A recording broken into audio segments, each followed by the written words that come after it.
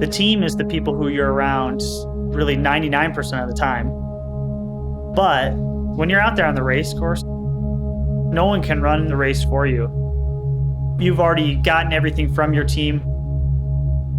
It's up to you on that race day.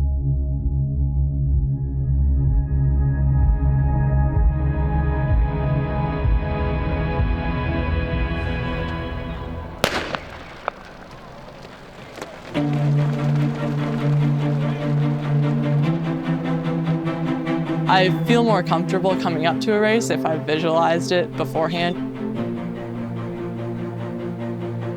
If I think about how there's going to be a moment in the race when I'm scared and I don't know if I can do it, it's better to picture that before it actually happens so I'm prepared to get over it and just race. Good, Alicia, perfect. Sitting right there. Perfect. Eyes up and relax. Great. Focus. You always have to be looking for what other people are doing. You're listening to the breathing. Some people seem to feel really relaxed and some people sound like they're struggling. Paying attention to what your competitors are doing and gauging that back to how you're feeling and saying, hey, should I just stick with the pack? Or could I make a move?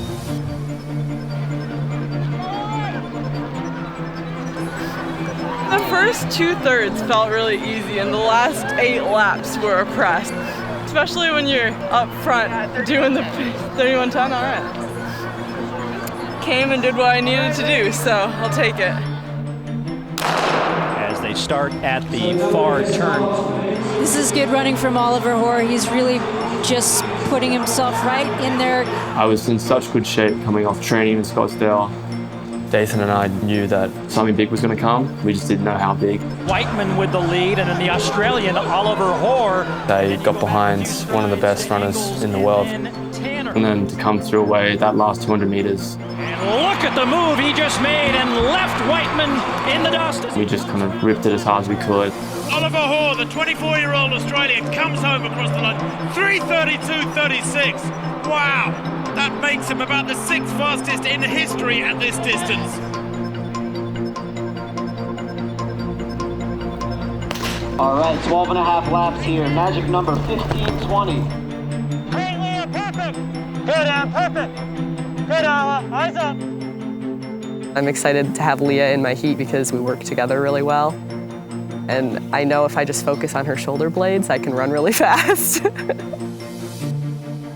I didn't realize the few years that I was a pro without a team what a big difference getting a team like this would make.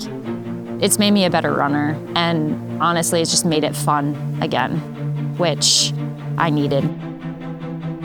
For me, it was a long time back to racing after I was pretty sick.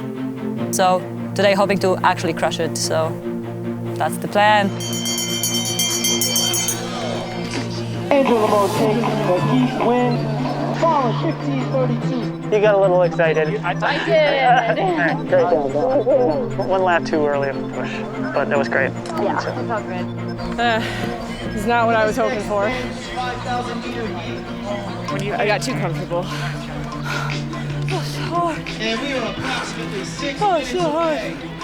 The highs and lows of this sport are incredible, and it goes from day to day and it goes from runner to runner.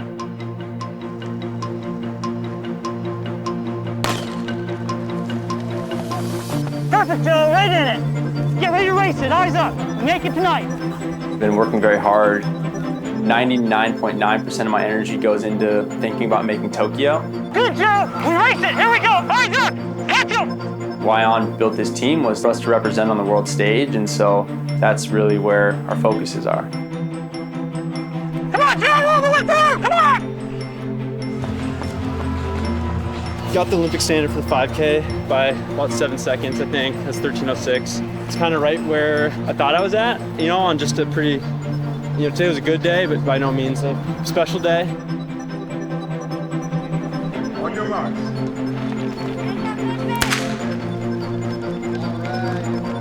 I've always found that if I surround myself with people with similar mindsets, similar goals, people that can push each other, then it brings the best out of me, and hopefully I can bring the best out in other people. Be prepared, Jordy, I'll separate.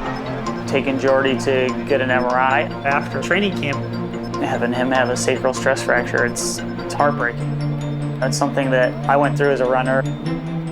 So like I want to see him have his moment.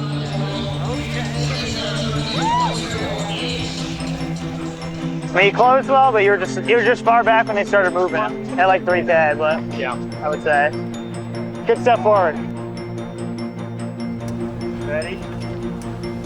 Set. Go. When this team first came together, there was a lot of skeptics as to like what On got a bunch of these people together. It's like, how is that gonna work? But now that it's working and everybody's running really well, people are taking note. 147? It's like world record kind of thing, huh? Close to it. I'm tingling.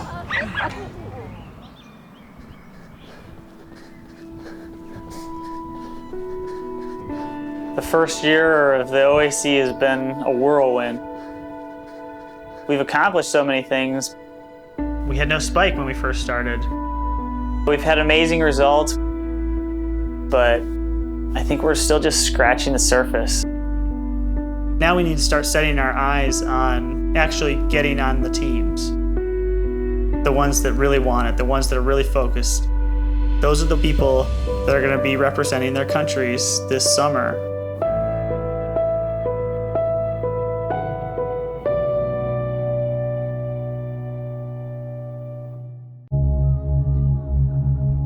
It's not going to be easy to make these teams.